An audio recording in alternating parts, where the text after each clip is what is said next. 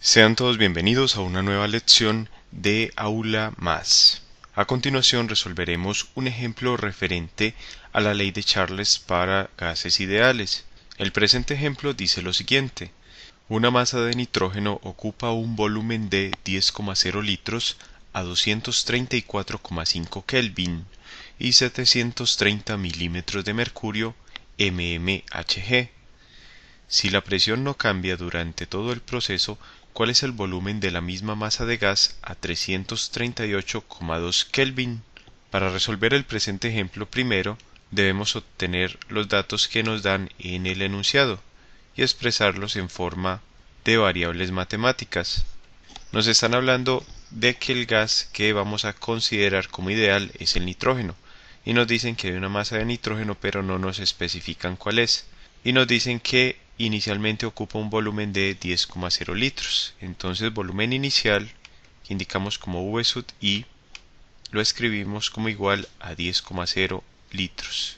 Nos dicen que la temperatura inicial es entonces de 234,5 Kelvin y corresponde a la variable T sub I, y la presión inicial P sub I es igual a 730 milímetros de mercurio.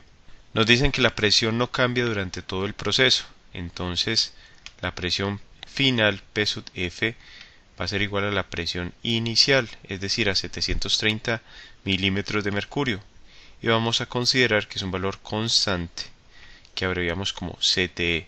Nos piden determinar el volumen final, V sub F, que es entonces desconocido, considerando que la temperatura final T sub F es de 338,2 Kelvin. Como nos dicen que este proceso se lleva a cabo con la misma masa de gas, es decir, con la misma masa de nitrógeno, entonces la cantidad también en moles del gas va a ser la misma, tanto al final como al principio. Es decir, las moles finales van a ser igual a las moles iniciales, iguales a un valor constante, que no conocemos, pero que para resolver el presente ejemplo no es necesario conocer dicho valor. Como tenemos variación del volumen con la temperatura, manteniendo la presión y las moles constantes del gas, entonces utilizamos la ley de Charles. Esta ley nos dice que la relación entre el volumen inicial de un gas y la temperatura inicial va a ser igual a la relación entre el volumen final del gas sobre la temperatura final. Es decir, esta relación se va a mantener en un valor constante, CTE, siempre que la presión permanezca también en un valor fijo o valor constante, y lo mismo la cantidad del gas representada por las moles del gas. Es decir, si ocurre una variación del volumen con la temperatura y se mantiene constante el valor de la presión, lo mismo que el valor de las moles, entonces podemos utilizar la ley de Charles, que nos habla de que la relación entre el volumen y la temperatura en cualquier estado va a ser un valor fijo o un valor constante. De esta ecuación podemos entonces despejar la variable que nos interesa, que es el volumen final, V sub F, y para ello vamos a pasar la variable temperatura final, que se encuentra dividiendo al lado derecho, a multiplicar al lado izquierdo, con lo que obtenemos que volumen inicial por temperatura final sobre temperatura inicial es igual a volumen final. Y ahora todos los términos que están al lado izquierdo vamos a pasarlos al lado derecho de la ecuación, y la variable volumen final la pasamos al lado izquierdo, con lo que obtenemos que el volumen final es igual al volumen inicial por la temperatura final, todo esto sobre la temperatura inicial. Y ya solo tenemos que verificar que la temperatura se encuentra en grados Kelvin para poder llevar a cabo las operaciones indicadas, ya que debemos recordar que la temperatura en grados Celsius, en el caso de los gases ideales,